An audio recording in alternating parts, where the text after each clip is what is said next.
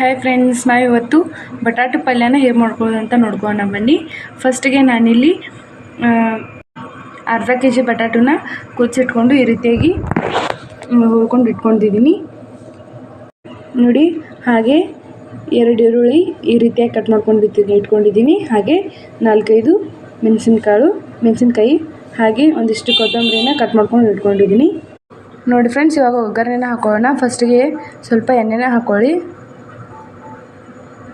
ನೋಡಿ. ಫ್ರೆಂಡ್ಸ್, ಇವಾಗ ಇದಕ್ಕೆ ಸ್ವಲ್ಪ ಕೆರಬೇವನ್ನ ಹಾಕ್ಕೊಳ್ಳಿ.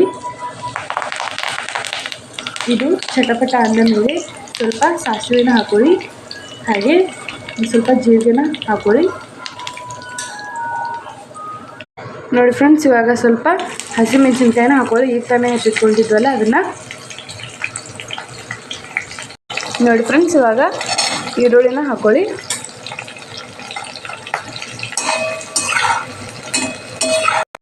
ನೋಡಿ. ಫ್ರೆಂಡ್ಸ್, ಇವಾಗ ಈರುಳ್ಳಿ ಸ್ವಲ್ಪ ಗೋಲ್ಡನ್ ಬ್ರೌನ್ ಕಲರ್ ಬರೋವರೆಗೂ ಹುರ್ಕೊಳ್ಳಿ ನೋಡಿ. ಫ್ರೆಂಡ್ಸ್, ಇವಾಗ ಇದು ಗೋಲ್ಡನ್ ಬ್ರೌನ್ ಕಲರ್ ಬಂದಿದೆ. ಇವಾಗ ಇದಕ್ಕೆ ಅರಿಶಿನ ಹಾಕೊಳ್ಳೋಣ.